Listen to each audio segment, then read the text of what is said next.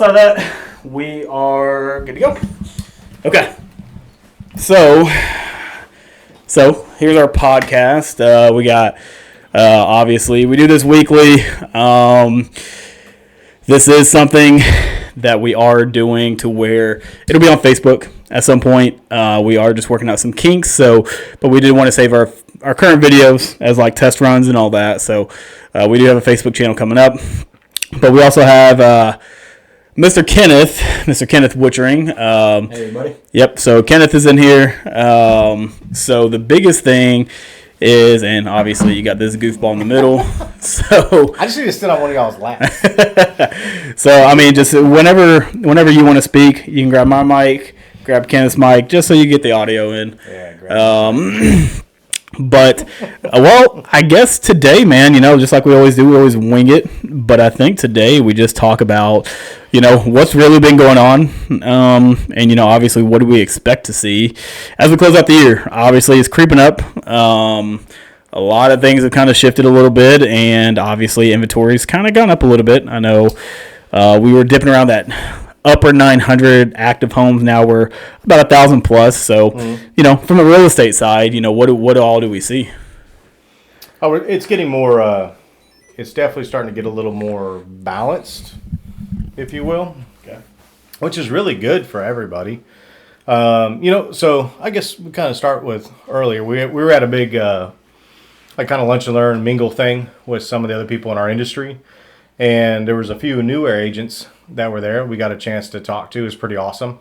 At least for me, I know for Kenneth and I know for Daniel, we really enjoy talking to people from really that's been doing this a very long time, and people that have kind of just got into it.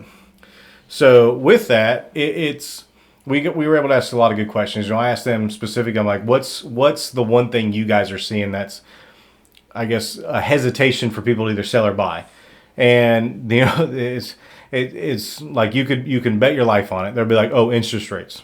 Everybody wants to talk about interest rates. And I know I get on a tangent about this like every freaking week, but I'm going to do it again. You should not be focusing on interest rates. That's not, I understand it directly correlates interest rates to monthly payments. I do understand that. I'm not arguing that.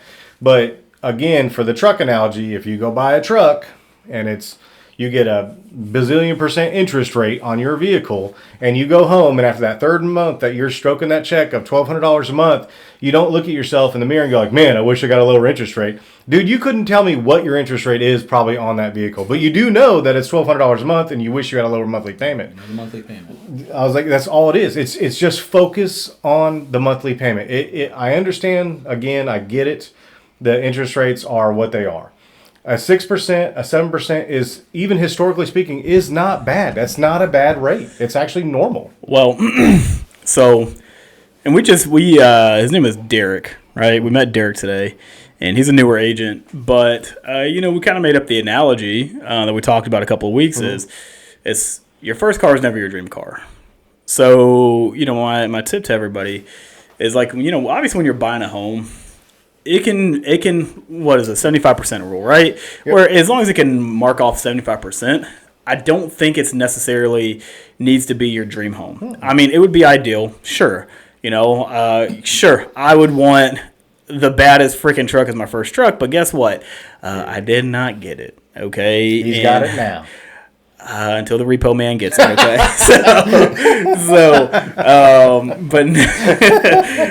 But in all seriousness, like, you have to think of it like that. Everybody started out somewhere, I've seen people who, their first car, man, were hand-me-downs and the whole nine, but you can't think of your first home as like, oh, I have to have this, I have to have that. I want, a 2-acre lot with no neighbors for $180,000. Well, I'm like... Well, so put it in this perspective. Think about somebody's grandma, right? Grandma, grandpa. And let's say they bought a house, way back when. And they bought a 3-bedroom or a 2-2, right? A 3-2, 3-1.5. Heck, a lot of them around Clarksville are still 3-1s brick ranches, right? Yeah. And so they bought one of those, and they paid, let's say they paid their $20,000 or $40,000, $60,000, whatever it was that they paid back then.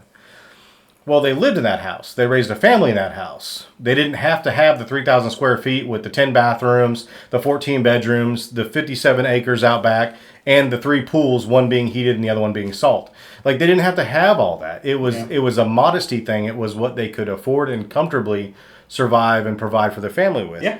Then they owned that house. They owned it for 20 years. They owned it for whatever, whether they lived in it or whether they rented it out and got something else.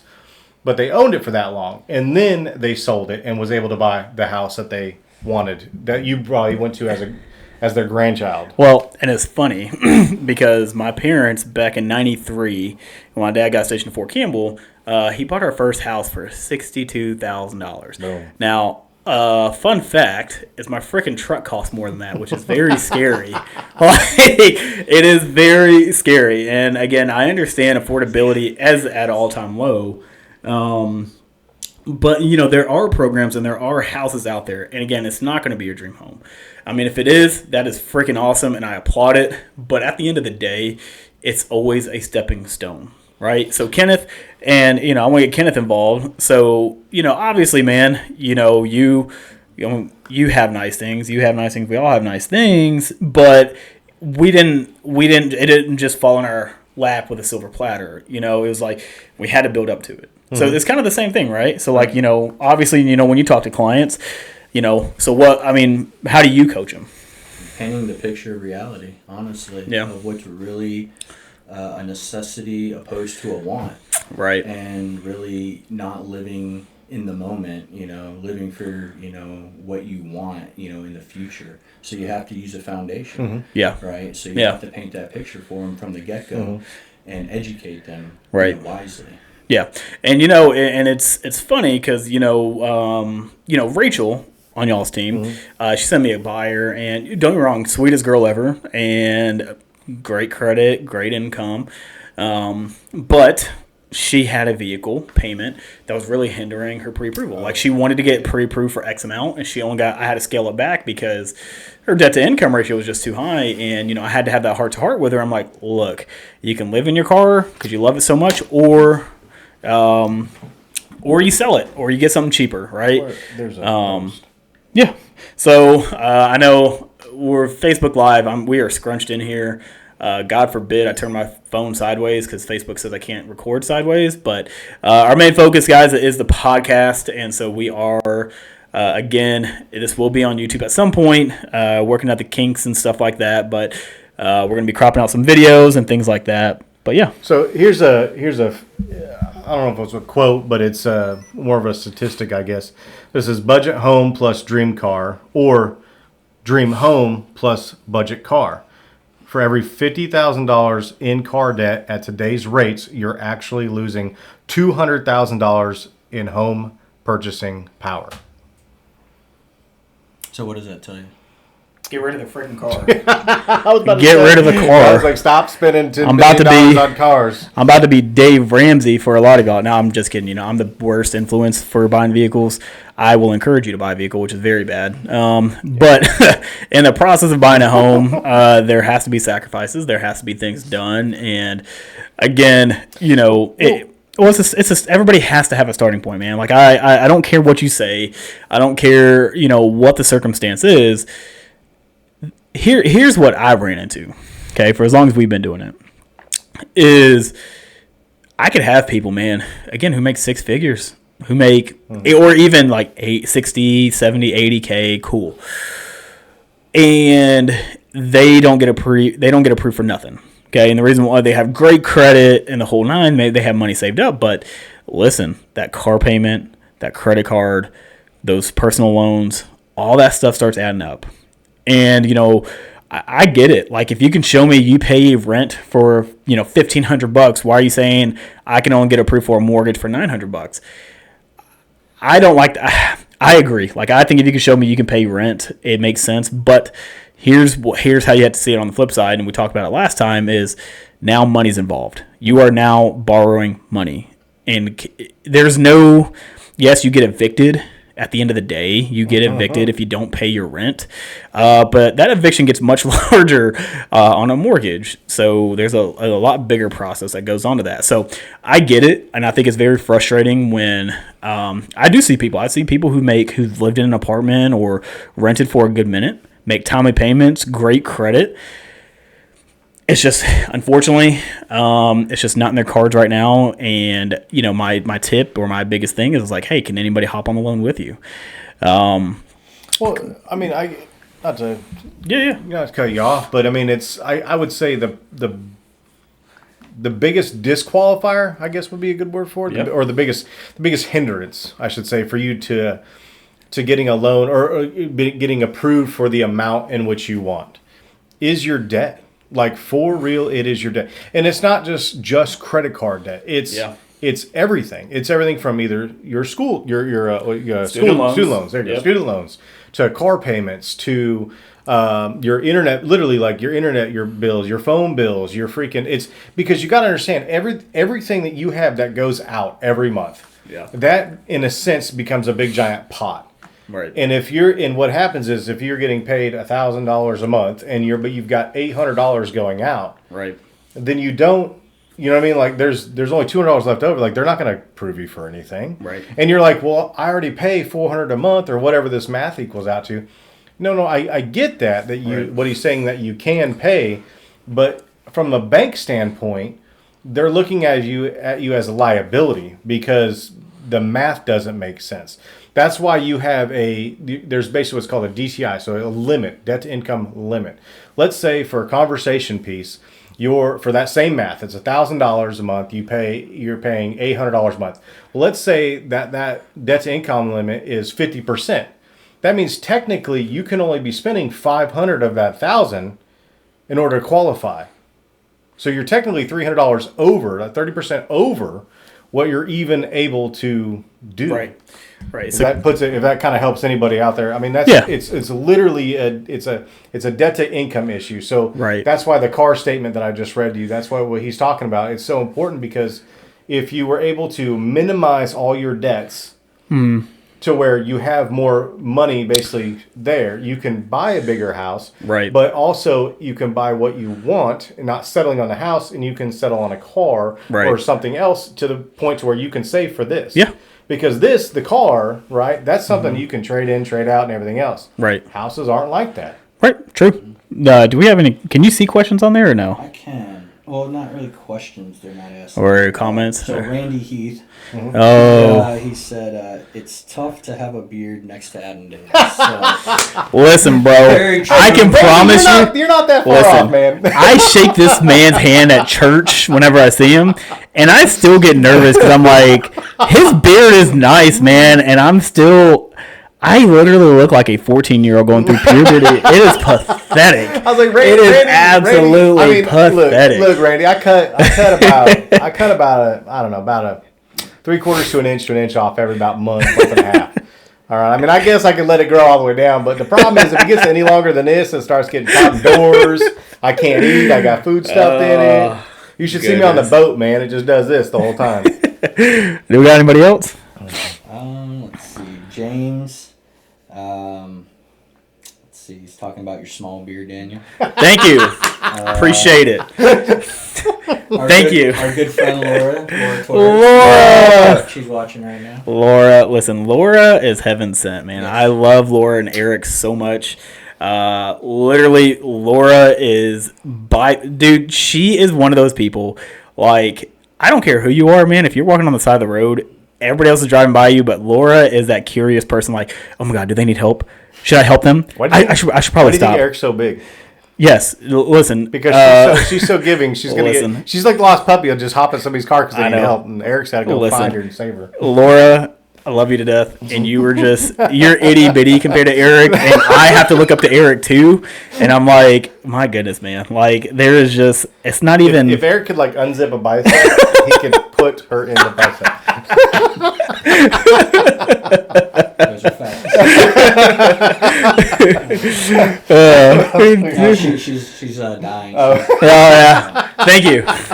Thank you, Laura.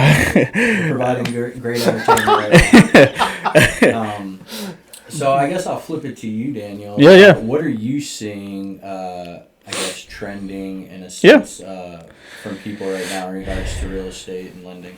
Well, man, so, it's not really... So here's kind of the trend I'm starting to see, okay, is there's a little bit more realization of sitting in, okay, meaning people are just starting to finally understand, like, bro, the rates are where they're at. Mm-hmm. Like, of course, there's still majority of people who's just like, I'm going to wait till the rates drop, which, again, I don't give any bad advice. I'm just like, oh, hey, man, that's awesome. If you want to wait, that's fine. My only recommendation is you need to save every penny, because when you are ready and the rates do drop, you are going to have to compete. Your down payment is no longer enough. Your down payment and closing costs is no longer enough. Like, you're going to have more teeth into the game, which is fine. Like, and if that's what your goal is, that's fine. Like, I'm not knocking on it. Well, it's also goal and timing. 100%. And if you're not there yet right now, then that's okay. So, but just understand, and I pause on this one for a second, but just understand what he's saying is, if everybody is waiting for the rates to drop, right? Which, whatever that means, like, I don't even know what that means. And when I say I don't even know what that means, because we don't know what it's dropping to. There's no magical number that we're like all waiting for it to hit, right? So let's say that it drops to 5.5 in freaking a month. Well, if that's that magic number that everybody's been waiting for, then that means everything's going to go into multiple offers. That means your incentives are going to go away. That means, again, obviously multiple offers are going to start happening, which means you have to, and what he's getting at is your down payment and your closing expenses, right? Because we talked about this last time, is that your down payment's one thing, your closing expenses are something completely different. Right. That rolled together is your closing costs. Well, you have to cover all that by yourself, because the seller's no longer going to be contributing those expenses to you. But then now you've got to beat out Ken, and Ken offered $10,000 over asking or over list price. Yeah. So now you got to beat Kenneth's offer. This is what he's getting at. That's what happens when everything drops and everybody thinks it's the perfect time to buy. Well, you aren't the only person that thought this was the perfect time to buy. Everybody else is thinking the same thing. So it's actually better to buy now, when you're actually getting the incentives, you're getting the stuff for it, because you can come out of pocket $30,000, or you can pay $200 more a month. I just say, what's your biggest thing? Is it money out of pocket, or is your monthly payment? Because if it's money out of pocket, you better kind of buy it. Like, it is guaranteed to better buy it to buy now. Because if it's money out of pocket, dude, you are going to be sitting on the sideline for a good minute when these rates drop. And everybody's like, oh, well, it may never drop. You're right. But then guess what? You've still not bought, and you're still sitting, and you're going to continue to wait. People during the good times, right? Right. When everybody was buying these houses at a 3% or whatever it was, okay? Right. Well, they were like, we're going to wait till the market crashes and it slows down. Well, you know what happened when it slowed down? The rates went up, and then you couldn't afford the house that you were wanting to buy. Right.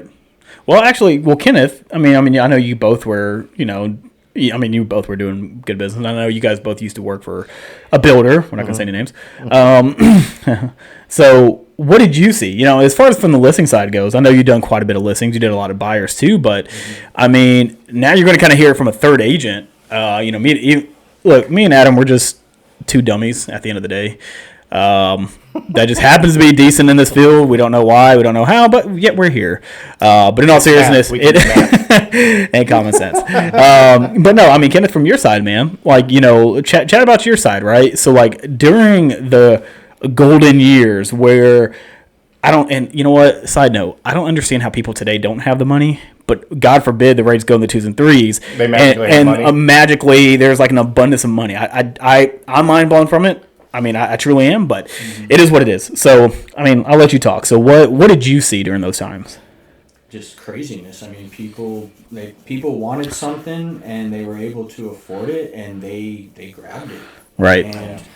And unfortunately, it was whatever was there, you take or leave. And, right. And people, they grabbed it. Right. They grabbed it. They bear hug and wrestled that thing. Well, they sure did. Can you elaborate a little bit more on like what you want to know though? Because there's so many factors that go into. So I guess what I want to know, man, is like, okay, like let's just say, okay, in your expertise, okay, despite what I say, despite what Adam says, what you coming from, obviously real estate too, but what else do you see, right? Like, meaning, if you were a buyer right now, okay, yep. Despite the interest rates, what would circulate through your head?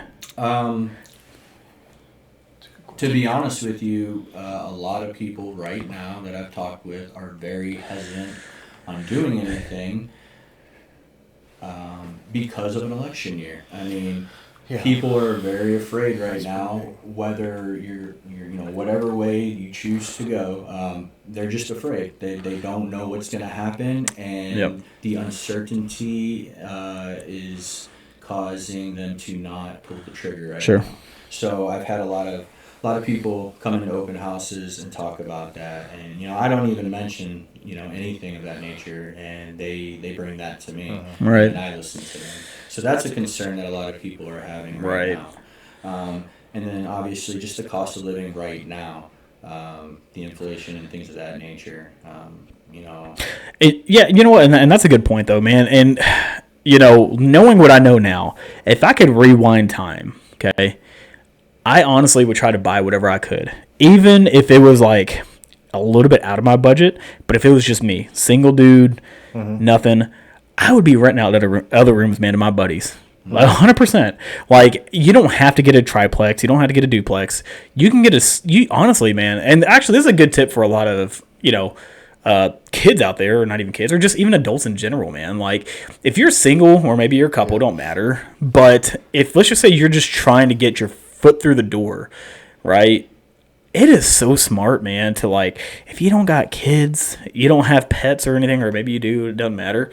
But if you have somebody that you can rent rooms out to, help them pay for your mortgage, right? Because at the end of the day, guess who gains the equity?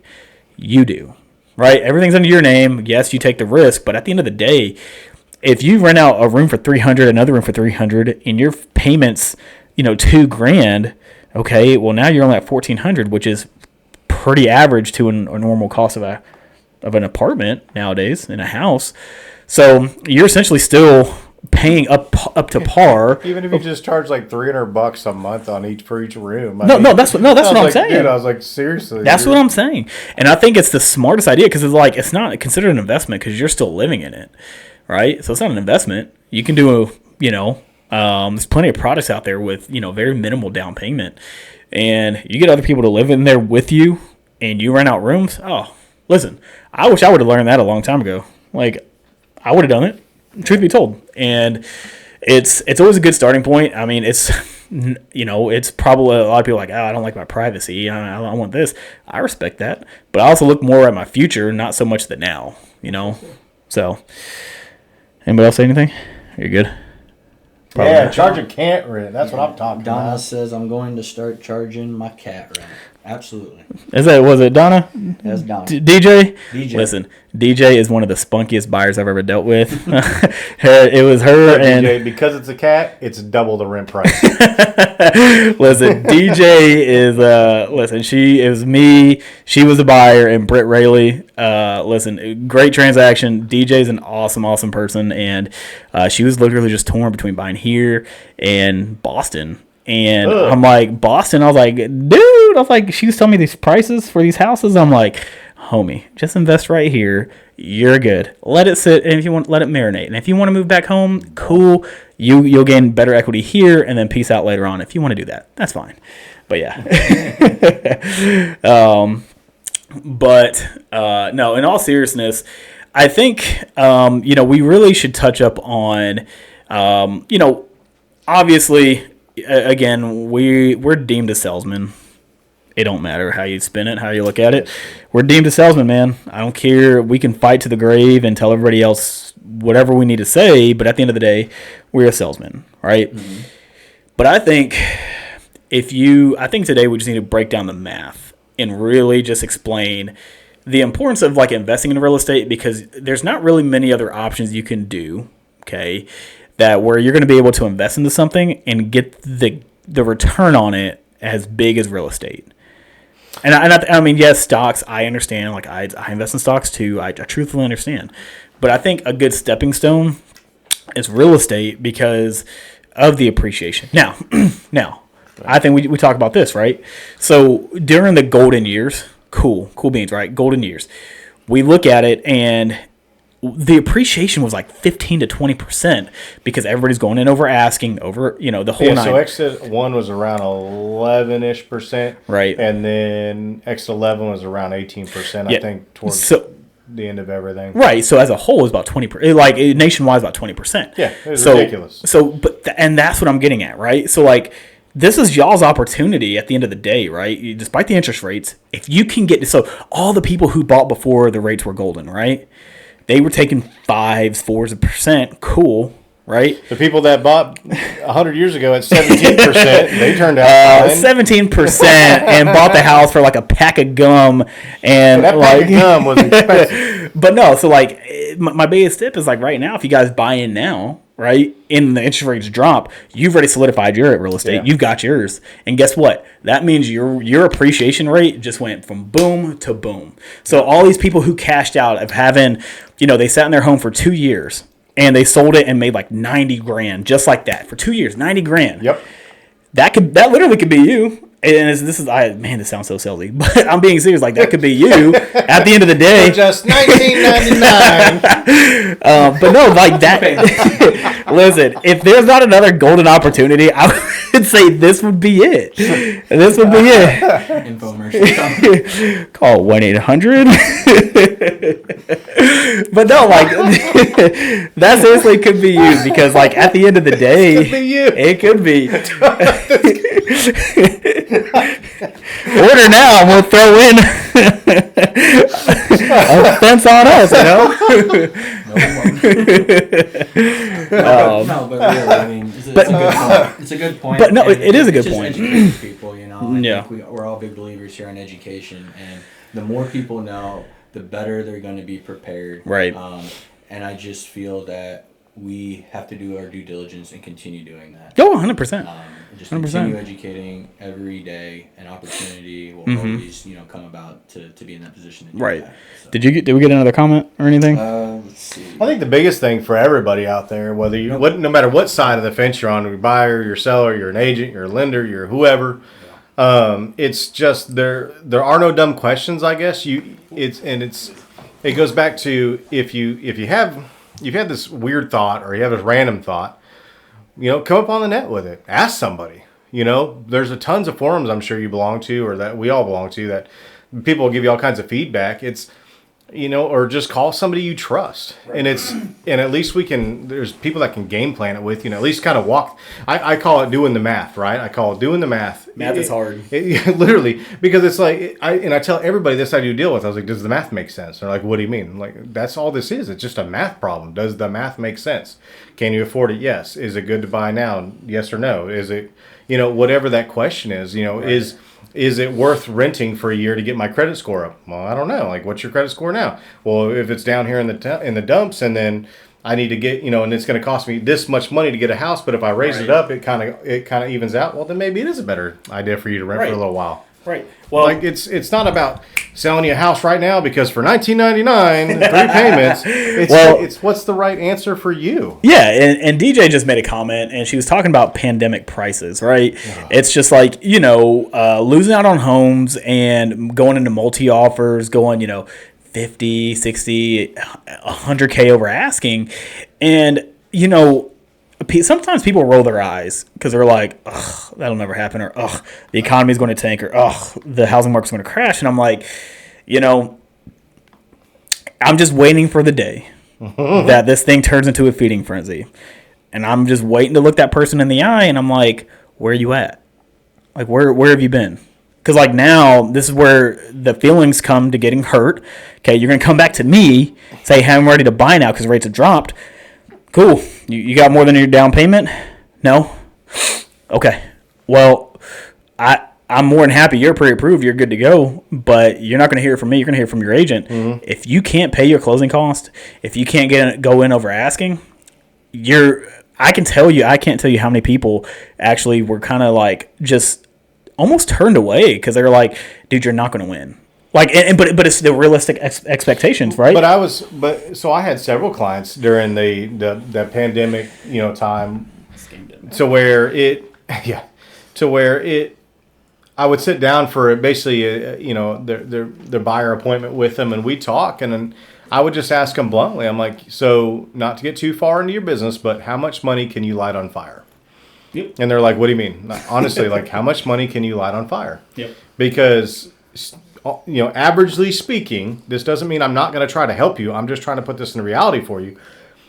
If you didn't have the, say $15K or whatever it was that you could basically burn to get to this house, like, we could try, but I don't think you're going to get anywhere near it because everybody else does.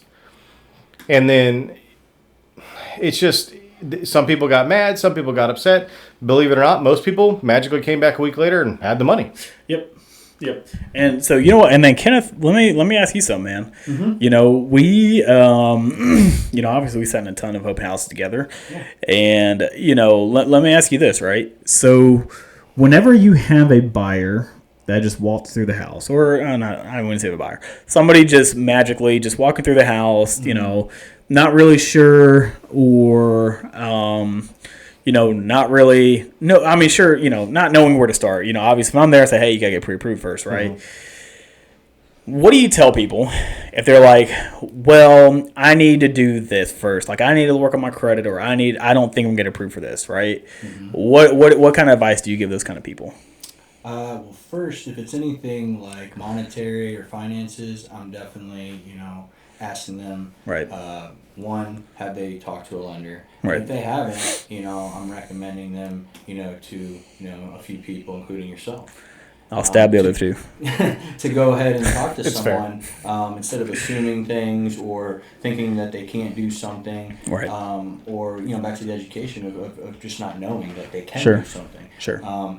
And if they've already had, they're already pre-approved and whatnot, and they're not sure where they want to be, I'm asking them, what do they really want? Right. It goes back just to the basic stuff of what do you really want, and where do you really want to be? Right. And it's really easy just to filter down and solidify some property. Mm-hmm. Yeah. Mm-hmm. Yeah. And you know what, man? And the thing, what the kind of the scary thing is, and I do listen.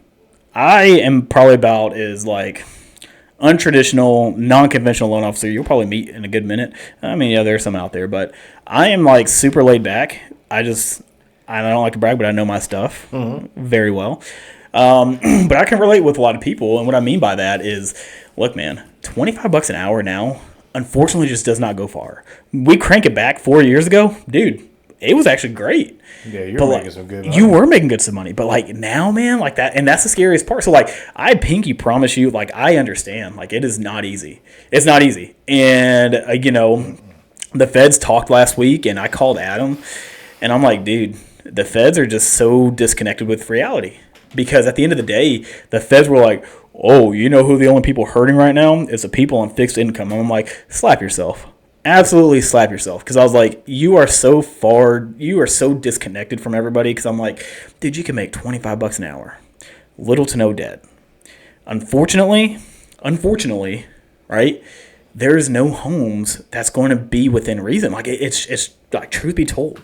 I mean, you could have the down payment, you could have everything. But, like, I understand. So, like, this is that's what I was trying to tell people. I'm like, I understand, like, affordability is at an all-time low. So I'm not trying to sit here and try to beat a dead horse and saying, oh, buy now. Mm-hmm. I'm saying if you're able to buy now and you're just sitting on the sideline because of interest rate, by all means. And if you want to come more money out of pocket, cool. And if you want the better rate, that's awesome. You are going to be paying for that rate at the end of the day. That's what you have to look at. If you got to come out of pocket with your closing costs, you have to go in over asking. The seller's not contributing anything. You are paying for this rate. Yep. Rather than you can get in now. You can buy discount points now if you want. That's up to you. But I'm just telling you, like, I understand affordability is at an all-time low. It does stink. But you have to be a little creative in how you look at it. Like, can I do this? Can somebody else come on the loan with me? I've had friends go on the loan together. Not boyfriend, girlfriend, literally 2 friends. They're like, yo, dude, we're just going to sit in it. And that's all it takes. You get your buddies or something like that. You tag team it. If you guys go look for an apartment, you guys are running together. Cool beans. Look at buying a house together. Put your money in. Put your money in. Let's see what you can do. You both go on the deed. You both have 50% interest in it. Yep. Like, it's great. Yeah. And, at the end of the day, at least it's one step for both of you to, like, whatever the profit is at the end of the year, you can split it. Or, like, whenever you sell it, you can split it. Mm-hmm. And I'm telling you, if you can get it in before this housing boom happens, because it will, it's just a matter of time. But when these rates drop, you're going to see the appreciation skyrocket yet again. That's your money. Mm-hmm. That is your money that you got in with. So that's just, I don't know, man. Like, I preach it, and unfortunately, I think a lot of it has to do with the mom and pops. Mm-hmm. Mom and pops. Interest rates are just, it's not the right time to buy. And I'm like, cool. I was like, I mean, if y'all bought back in the 80s and early 90s, yeah, you guys were taking it to the chin. And I understand house prices were low back then. I get it. But were they low? Because if you look at yes, well, I mean, because if you look at the increase in everything, right? Right. Was it the same? You know what I mean? Like I would actually like to see the numbers on that. To be honest, I think it'd be an interesting study to see what the correlation between a $60,000 house is and a $300,000 house now. I'd really like to see the difference. I'd like to honestly see the honest numbers. Cost of living. Yeah, I'd really like to see what that looks like, because I honestly don't know. I've never done it. I think that would be a matter of fact. I'm gonna do that. I'm gonna look into that. Maybe that should be homework, and then the next podcast we bring that up to. Yeah. I think that'd be really good. I think that'd be really interesting. Because I mean, if you really think about it, man, like, dude, okay, listen, I grew up in Clarksville. I used to ride with my parents in the back seat when they went to the commissary to shop for groceries. Bad boy. No, I was too fat to sit in the front. Okay, so fat boy.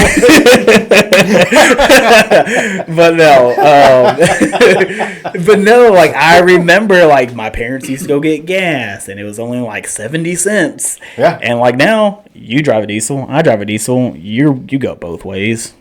Loser. I mean, dude, it's like $4. I get it. $4 a gallon. It hurts. Like, I get it, and I understand. And and again, just back to reality. The amount of everything, the cost of living has gone up at an ungodly rate. I think it's at like $700. The average is like $700 more a month than this year than it was last year. But you look at it, right? Has the income changed? I will say that. I think we've lacked in the income, and I think I truthfully do, right? So the income, that's where the argument is, right? When, not to get down this like political thing, but the argument is, the wages have increased, but they haven't increased. If they've increased, so again, if we've got a scale of 1 to 10, if the wages have increased 3, but the cost of living has increased 10, that means you're still 7 off. Yeah, right. You're still far out of 70%, if you want to put it that way. Yeah. If they went up 30%, you're still 70% off because everything doubled. Right. Yeah. In cost. Like, that's not an argument. Yeah. So I think I can see a guy just last up there. So DJ was saying my biggest learning experience was the appraisal gap. Down here, it's less of a concern, but up north, where everything's still going 80 to 100K over, it's a contingency people are looking for. Yeah. So, and again, going back to that, it's like, that just goes to show you, though, right? Like, that's a good point. My buyer DJ, she got in on a pretty sweet deal. She loves the house, and it's just one of those things. Like, it didn't cost her like an abundance amount of money to get to the closing table. Okay. Mm-hmm. Yes. It was a down payment. She did a good chunk down. She bought a couple of discount points and the whole nine, man. And it made sense. Right. But again, to everybody's just sitting on the sideline, I'm like, dude, like, the house that you want for $300K, even if you get approved for it, you just don't like it because of rate. Maybe it's a little bit out of budget. Maybe scale it down to $280, get you within budget, and wait. Mm-hmm. Because that house for $300K, if the housing boom happens, easily, by the end of the year, $330? Easily. Like, if the rates drop, that house is going to be going bananas. Yeah. Okay? All these homes, and listen, we had a little spurt of what reality was before market went crazy, right? Right. You did too. Everybody, like, we all have experience of what the market was, and then what the market was during COVID, like where the housing boom happened. And now we're kind of going back to pre-COVID, where it's a little bit of normality. It is a little bit slower, but if you guys didn't even try an attempt to buy in during that time, I can tell you it was extremely exhausting. I can't tell you how many pre-approvals I gave out to a client. I can't tell you how many times it was.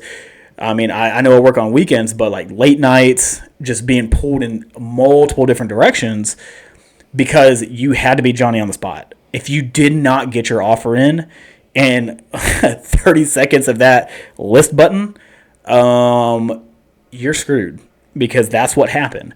And Kenneth, I know when you work with buyers, man, like, I mean, or even on your listing side, man, I'm pretty sure you got like plenty, like multiple offers, man. Absolutely.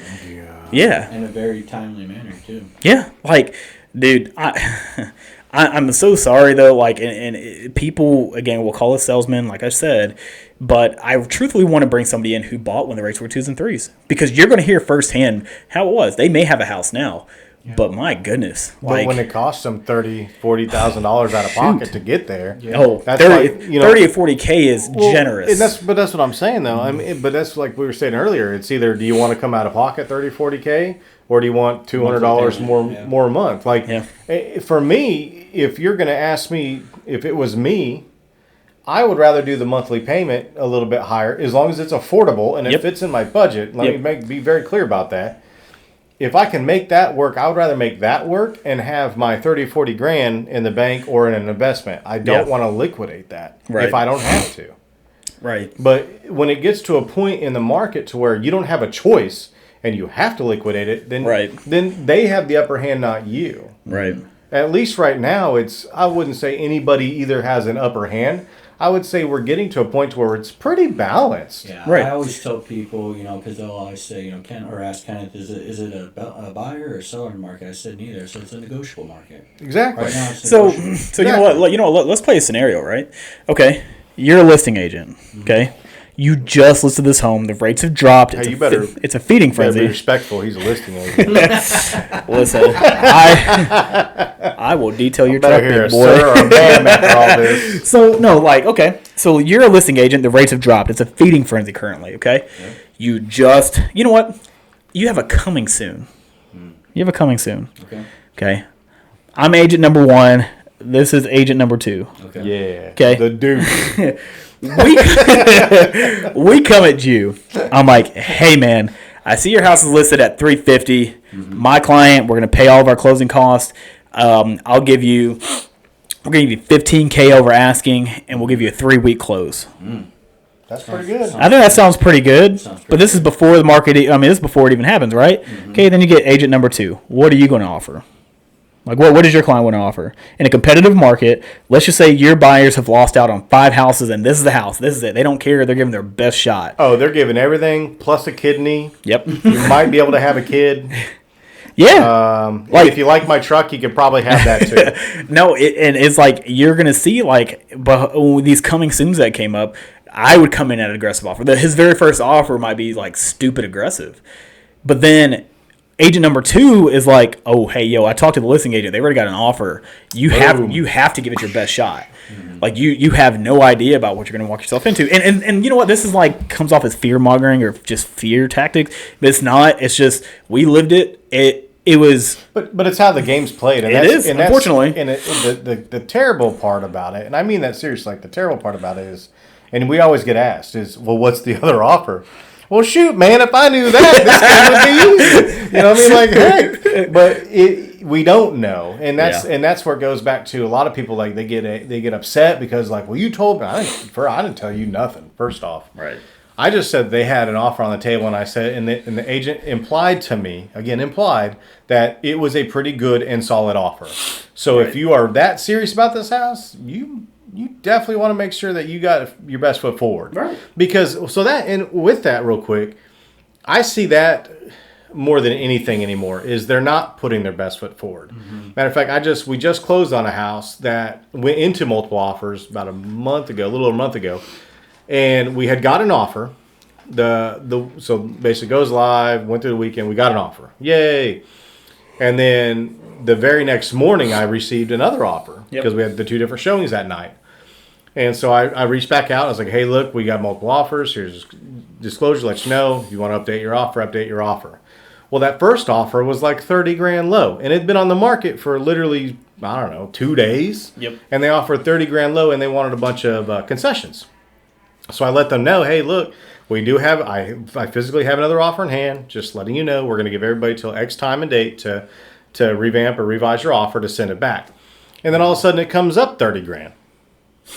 Right. Why wouldn't you just do that from the get? Like, I get you're trying to get a deal, but we are not in a market, like, it hasn't been sitting for 120 days with no offers. Right. You know, it's literally been active for 24 hours. Right. So, I mean, to ask you the question you just asked, like, why do you personally think that it was like that? Do you think it was just lack of education, of them not knowing that's how it works? I don't know if it was a lack of education. I think it's everybody wants a deal. And this is going to come across this is going to probably irritate some people. But everybody wants something for nothing, and everybody wants a deal, or they want it for free, or they want something. And I'm totally all about, and I totally get that. And especially when I'm working on the buyer side, like, I'm all about fighting for whatever you want. And I'm going to try to give you whatever I can. But Within reason. Within reason. Right? Yeah. The goats may not stay with the property, just letting you know. But the but the reality is I guess your reality has to actually be the understanding that you may not get that perfect dream deal. Mm-hmm. But you got to be okay with that too. But again, if you're looking at a house that's, let's say, I don't know, $400,000, but you know darn well you cannot spend a dime over $350, then why are we even looking at this? Yeah, right. Because even though you're pre-approved to $450, but you don't want to spend a dime over $350 because of payments, then why are we even looking at this? And I think that's where that probably goes to. Yeah. Without getting into that what that agent was saying and stuff, I don't want to mention anything, Yeah, but that's what a lot of that was her budget. And he's like, well, she doesn't want to go up with it. Then why are you even showing this lady the property? Right. I agree 100%.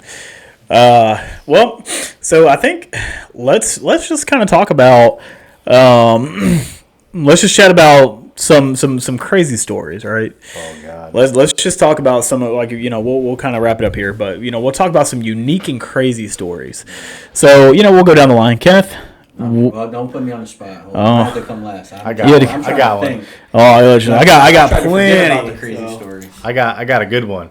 So I've told this story to a few people in a couple classes I've taught.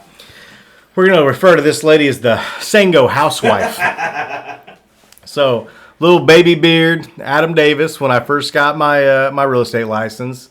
I go in the office and I'm like, I don't know what I'm doing. And they're like, start calling people, see if they want to sell their house. Okay. So anyways, I start calling some people and I'm doing some circle prospecting and whatnot. And I run across this lady and she's like, we started talking for a minute. And I was like, man, this job's easy. She's like, yeah, just come on over and you can look at the house and we'll see if we can get put together. And I was like, sweet. Hang up the phone. I was like, this is freaking awesome. So I get my computer, I get my car, I call my wife. I was like, hey babe, check this out. This is gonna be awesome. I'm gonna list this place. So I drive out to Old Sango area, and so I get there and I get out of the car and I'm like kind of looking at the whole house from the outside, and I'm like kind of like trying to compose myself. So I walk up to the front door, knock on the front door, and the door opens. Well, she's wearing basically a see-through top and very low cut shorts, and I'm about eye level. So instantly I'm like, what the heck is going on? So I'm like almost staring at the ceiling, trying to look at her. And I was like, good afternoon, you know? And so she's like, come on inside. So I come on, I go inside, and I'm like standing there in the middle of the living room, this big giant living room. And she's like, you know, do you want something to drink? No, ma'am, I'm fine. And her husband's supposed to be home, because the whole concept was I had to wait for a certain amount of time for her husband to be home so I could talk to both of them together. Yeah. And so I get there and I'm like, she's like, well, you know, you can look around for a minute, you know, wait for him to get home. Oh, okay. So we walk around for a minute and then we go upstairs, and she's like, show me the bedrooms. And I go inside, open up the master bedroom, and there's this giant, like, life-size painted photo of this lady nude. And I was like, this is getting awkwarder by the moment. So go into the bathroom and there's like stuff hanging up. And I'm like, this is not cool. So I instantly go downstairs and I'm in the kitchen area. And I'm like, man, this guy really needs to show up like freaking now. Yeah. And so she comes down, she sits next to me, and it's like a 3-foot bar. Like this is the smallest little bar table I've ever seen in my life. So she's like snuggled up next to me.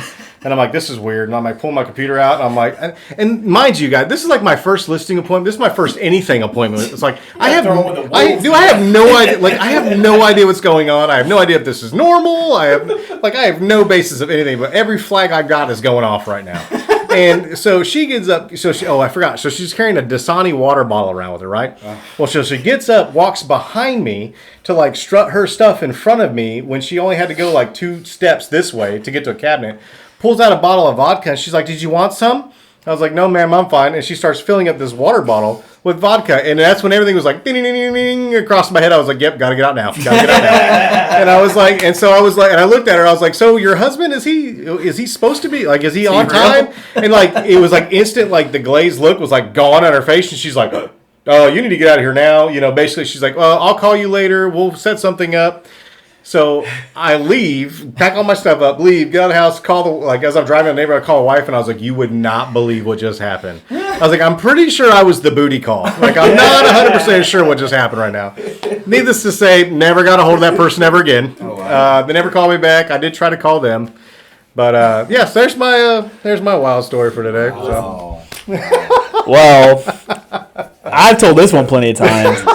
So this is like, when I first became a loan officer, or like very early stages, I had a guy that came through our office, and James was like, hey man, you take him on, you're the new guy, so let's go ahead and take him. Okay, cool. So the guy comes back there all with his chest puffed out, didn't really want to talk to anybody. You could just tell he was very standoffish, and I'm like, okay, so this is what I've got to deal with. In this industry, I was like, this is this guy. Yes. So I'm sitting back in my chair. It's like, oh, hey, man, I'm glad you're in here. What are you looking for? You know what? Let's just cut to the chase. Okay, cool. I was all right, roger that. And he was like, what's your interest rates at?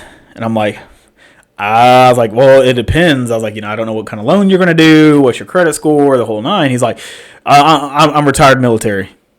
Okay, great. Do you have an idea where your credit score is at? Let's just say upper 800s. Okay, cool. So I'm sitting there pricing out on my computer, trying to make small talk with him. He's just kind of brushing me off. I was like, whatever. Okay, cool. So I quote him a rate. He's like, oh, man, you're not even in the ballpark.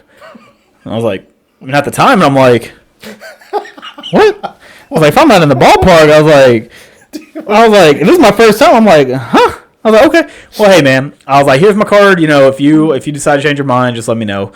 And he was like, oh, I just can't believe that. And I'm like, yep, I get it, man. I was like, I'm sorry. Okay, so I'm going to fast forward about another 6 months. Like, I haven't talked to this guy, nothing. Me and this Yahoo are sitting in an open house. I'm just sitting there in my chair just chilling. And this guy just comes out of nowhere, starts walking, and he walked right past us to go to the back door. We're sitting in the kitchen. Just does not even acknowledge us. It's one whole open. It's an open concept. It's an open concept. Had to see you. Oh, he saw us. Don't get me wrong. He saw us. He looked and made eye contact. I think he saw him and instantly looked this way. Listen. And beeline towards the back door. He went to the back door, and I was like, man, things weren't clicking because it's been 6 months. Yeah. Things weren't clicking, and then he was trying to unlock the back door, and this dude could not unlock the back door. I don't know. So you don't want to be seen. I don't know what his deal was. He would lock the top lock and then lock the bottom, and then wouldn't. Yeah. And then he'd lock the bottom and unlock. And then by this time, Adam was like, "Hey man, can I help you?" Nothing, literally nothing. Didn't say anything. Just kept ignoring us. And he's like, "Excuse me, hey, did you need help with anything?" Nothing. And then it finally clicked with me. I'm like, "Bro, this is the dude." I was like, "This is the dude who said I'm not in the ballpark." we were both staring at this guy like it was like a train wreck because we were like, "What is?" And he's just like freaking out, trying to unlock this door, and just freaking out. And we were both like, and I'm like, "What's this dude's doing?" And I'm like, "Bro, this is the guy that told you I'm not even in the ballpark."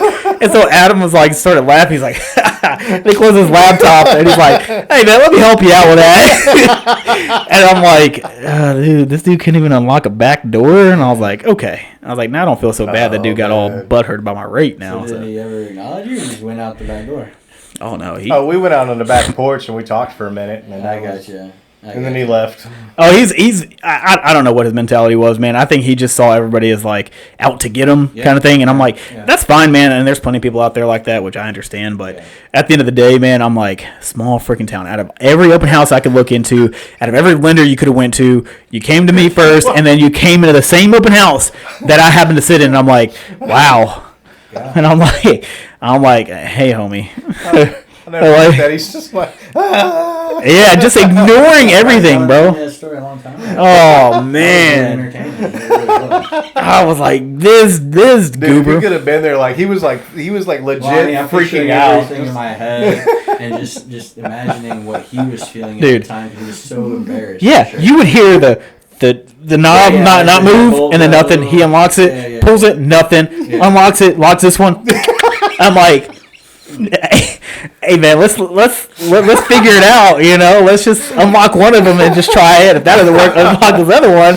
Let's get this figured out, man. But I'm like, whoa. I'm like, I was like. That's a good one. That's a good one. All right, so mine's real simple. I mean, simple because I don't want to bring up like a lot of bad stuff. Listen. PG. I was called a human piece of shit to my face. Sweet. And I told you this one. Yeah. By a buyer. I was a listing agent.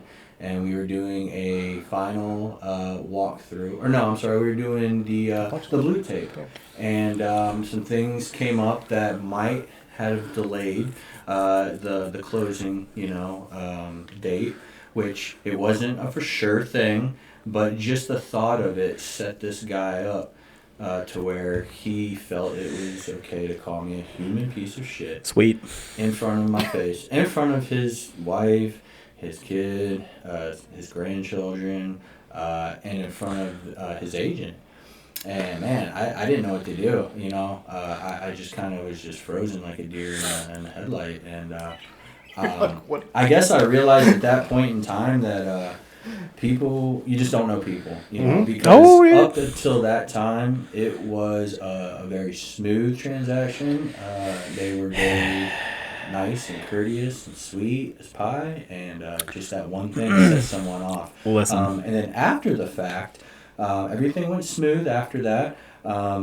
No apology. I actually showed up to their closing.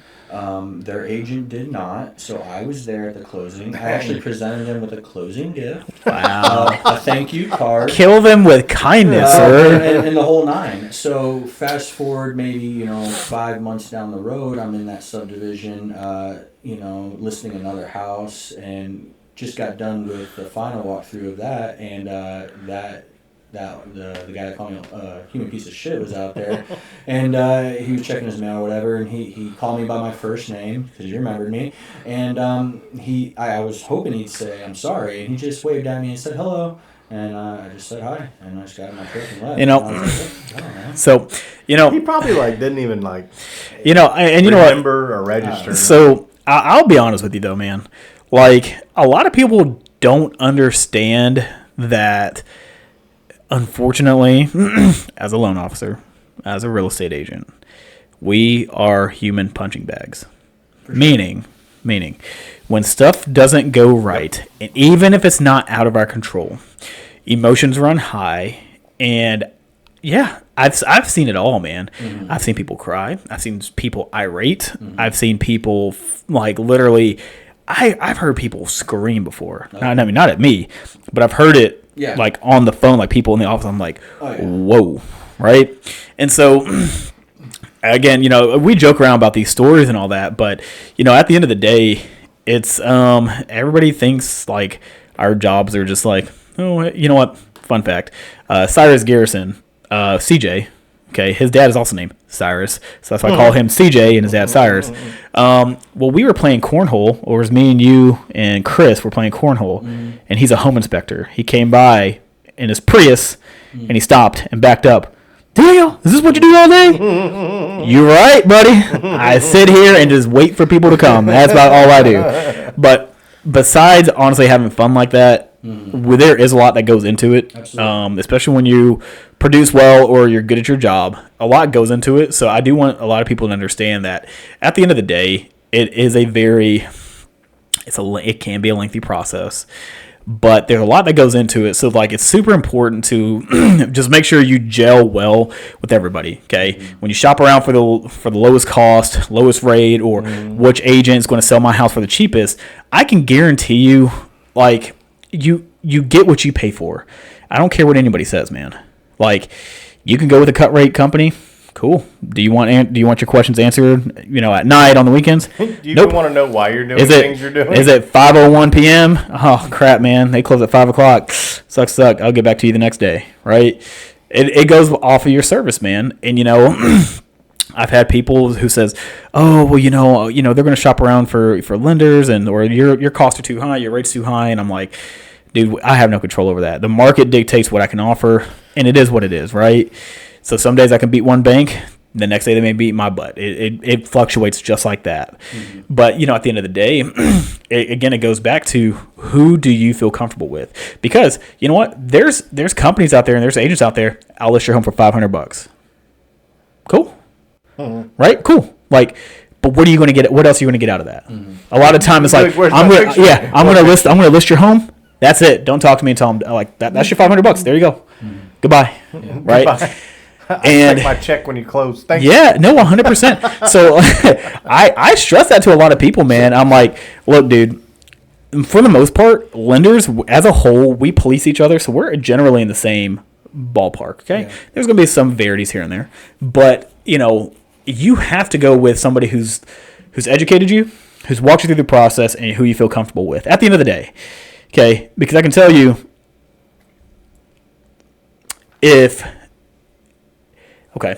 I want to get my lift done on my truck. Mm-hmm. I can go with dude down the road, done it for years, know him, super personable, got a good relationship with him. Cool. Going to charge me $4,000. Roger that.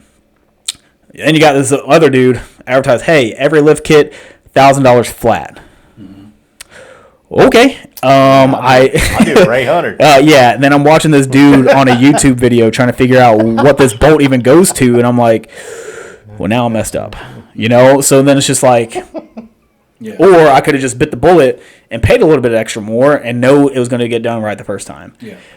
That's what it comes down to. Because, I've had people come to me saying, oh, this lender offered me this, and then they went with this different lender. Cool. And then as closing comes up, guess what happened? Those numbers changed real quick, or that interest rate changed real quick. Mm-hmm. And I'm like, that's what I've been trying to tell you. It's all about education and knowing your proper expectations, because especially right now, there's a lot of lenders out there, man. It's almost like sharks, man. They'll tell you everything to get you under their scope.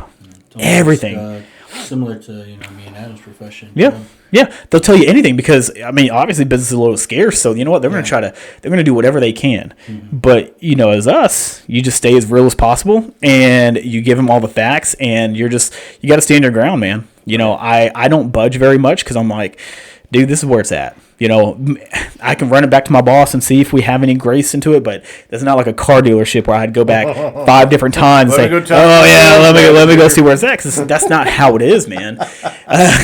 So, it's just the biggest thing, man, is like you want somebody in your corner who's knowledgeable, who's going to communicate with you, and who you trust. Yeah. It's all about trust at the end of the day. Mm-hmm. Like I trust you guys trust me. Mm-hmm. That's what makes the process smooth, because you guys trust me to get to the finish line. I trust you guys are going to get everything done in a timely manner. Mm-hmm. And that's all it is. That's literally all it is. Yeah. Now, we got 2 entities that, oh, hey, bro, I work for so-and-so company online. Cool. Let me, okay, you're trying to get a hold of them. Hey, I need your pre-approval. Can't get it. Ghosted. Oh, man, offers are due by then. Still can't get it because the lender's not responding. The lender finally responds 2 days later. Oh, sorry, here it is. You guys already missed out on the house. Thanks. So it's just one of those things where do your best. Sure, do what's best for you and your family. I understand, but if it's not that big of a difference, man, I'm purely just one of those people. Like, I don't mind paying a little extra as long as I know it's going to get done right the first time. You Right. do it right, you do it light. You do it wrong, you do it long. That's what I was always taught as a kid. So please don't let me clean up your mess from this other lender. Yeah. So, yep. So, but outside of that, man, I think we're going to wrap it up. And obviously Facebook, cool. I'm glad we had some people chime in here and there. Some pretty good engagements. So like I said, we are working on a YouTube channel. I think we call it the Clarksville Real Estate Adventures, right? We will be uploading this podcast. We are going to be making snippets for short, quick references, short, quick clips from our podcast. But as a whole, the goal is to grow it, just for people to chime in, just kind of get some bits and parts of it and all that. If you guys could reach out to Daniel and No.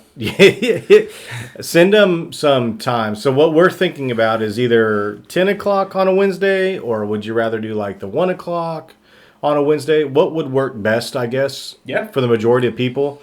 So we're not trying to necessarily just curtail our schedules for us. It's if this is beneficial or something you guys want to start seeing and tuning in for, and you can start asking more questions, and we could try to get some more questions answered for you guys and go from there. Yeah. We'd like to make it to where it's kind of easy for everybody to tune in. So again, if it's more in the morning on a Wednesday, or if it's more in the afternoon on a Wednesday, just reach out to Daniel, please, and we'll get it all figured out. And you too. Oh, I'm going to push it all on you too. No. Just reach out to that guy. No, reach out to me because, I do want to get some like companies in here, local companies, home inspectors like, Journey Home Inspection. Great company. Never heard of them. Yeah. They just left their magnets all over this open house. It's the weirdest thing. But no, we want to, we brought Kenneth in here, man, just because, it's obviously another agent. And if you're another agent too, you wanted to come in and, maybe you disagree with some of the stuff we say. Honestly, I am all about it. I am all up for, having just a podcast where even if we need to debate a little bit, where you're saying, Daniel, fees and rates matter to the T doesn't matter. Okay, cool. That's awesome. You can come in and debate about it. Or, this market is not a negotiable market. It's a buyer's market. Okay, cool. Come in, let's talk about it, And it's, I think we're all mature enough to understand. Some of us. Dude, I act my Me shoe not size. included. You flip my shoe up, says size 11. I act 11. Okay. Did we have somebody else? I think I saw somebody pop up. A shout out to you. So Patrick said, God. dude that can help get a house and big lifts. Dan the man. Sounds like a nice advertisement. Sure. They're the man. Absolutely. But no, in all seriousness, we do want to bring some more people in here. We want to grow it. Obviously, we're going to get, as it grows, we're going to get a little bit better equipment, just all over better stuff, better programs to kind of edit stuff. So we do want to make it to where, me and Adam have been talking about this for, goodness, while. Yeah, years.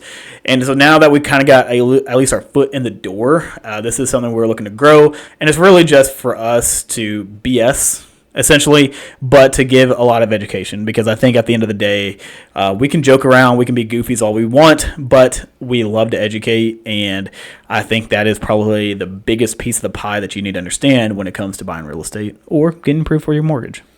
So, cool, guys. That was it. All right. See you guys next week. That's it.